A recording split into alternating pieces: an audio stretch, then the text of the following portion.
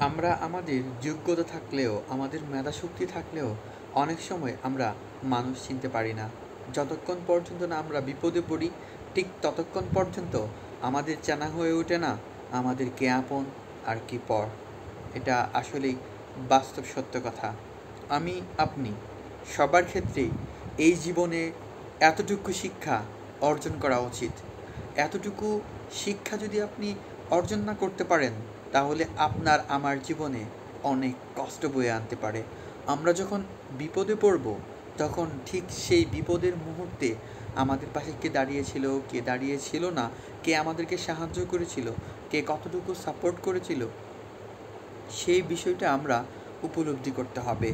সেই বিষয়টা থেকে আমাদের শিক্ষা নিতে হবে কে আমাদের আপন আর কে আমাদের পর। সেখান থেকে শিক্ষা নিয়ে আমাদের জীবন পরিচালনা করতে হবে।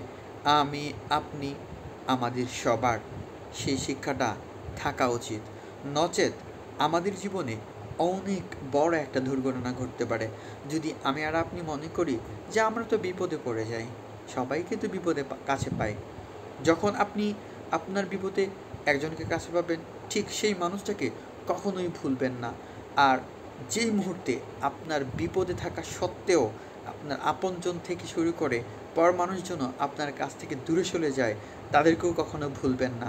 আর মনে রাখবেন, প্রত্যেকটা অপরাধ অথবা কষ্টের অথবা আপনার উপরে স্বার্থপরতার প্রতিশোধ হিসেবে আপনি আপনার সফলতার মাধ্যমে নেবেন।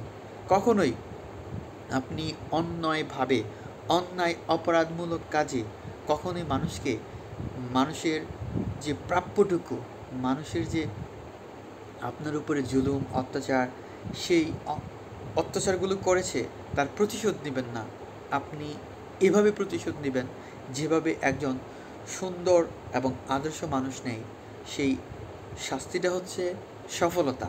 অর্থাৎ আপনি সফলতা অর্জন করতে পারেন, তাহলে অবশ্যই আপনার শত্রুর উপর আপনি বিজয়ী। সুতরাং মনে রাখবেন, একটা মানুষ যখন সফলতা অর্জন করে, চতুর্দিকে যারা তার শত্রু ছিল, যারা তাকে অবহেলা করত, ঘৃণা করত, তাকে দূরে ঠেলে দিত, বিপদে পাশ ছেড়ে চলে যেত, সেই মানুষগুলো তারা সেই কষ্ট অনুভব করবে যখন আপনি সফলতা অর্জন করবেন। সুতরাং আপনি আমার যেই কষ্টই থাকুক না কেন, সবচেয়ে উচিত, আমাদের অগ্রাধিকার দেওয়া উচিত, সেটা হচ্ছে আমাদের পরবর্তী কাজে সফলতা অর্জন করার লক্ষ্য অর্জন করা। আমরা যাতে সফলতা অর্জন করতে পারি, সেই দিক নির্দেশনা সবসময় বিবেচনায় রাখা।